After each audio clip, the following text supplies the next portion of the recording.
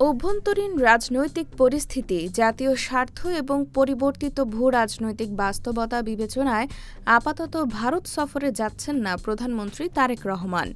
কূটনৈতিক সূত্রগুলোর দাবি, বাংলাদেশ-ভারত সম্পর্কের বিভিন্ন অমীমাংসিত ইস্যু এবং আস্থার ঘাটতির কারণে সম্ভাব্য দিল্লি সফরের আলোচনা কার্যত স্থগিত রয়েছে।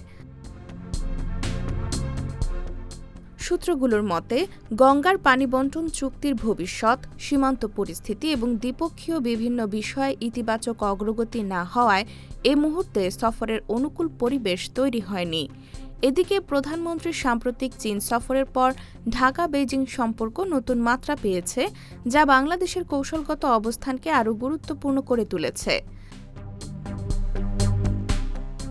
পররাষ্ট্র মন্ত্রণালয়ের কর্মকর্তারা জানিয়েছেন, সেপ্টেম্বরে জাতিসংঘ সাধারণ অধিবেশনে যোগ দিতে নিউ ইয়র্ক সফরের প্রস্তুতি চলছে। পাশাপাশি জাপান ও সৌদি আরব সফর নিয়েও আলোচনা এগিয়েছে। জাপানের সঙ্গে উচ্চ পর্যায়ের বৈঠকে সম্ভাব্য সফরের বিষয়টি আলোচনায় আসতে পারে। অন্যদিকে সৌদি যুবরাজের আমন্ত্রণের পর রিয়াদ সফরের প্রস্তুতিও গুরুত্ব পাচ্ছে। বিশ্লেষকদের একাংশের মতে, বর্তমান প্রেক্ষাপটে দিল্লি সফর স্থগিত রাখার সিদ্ধান্ত কৌশলগতভাবে গুরুত্বপূর্ণ। তাদের ভাষ্য, দ্বিপক্ষীয় সম্পর্কের ক্ষেত্রে আস্থা ও পারস্পরিক সম্মান নিশ্চিত না হলে উচ্চ পর্যায়ের সফর কাঙ্ক্ষিত ফল দেবে না।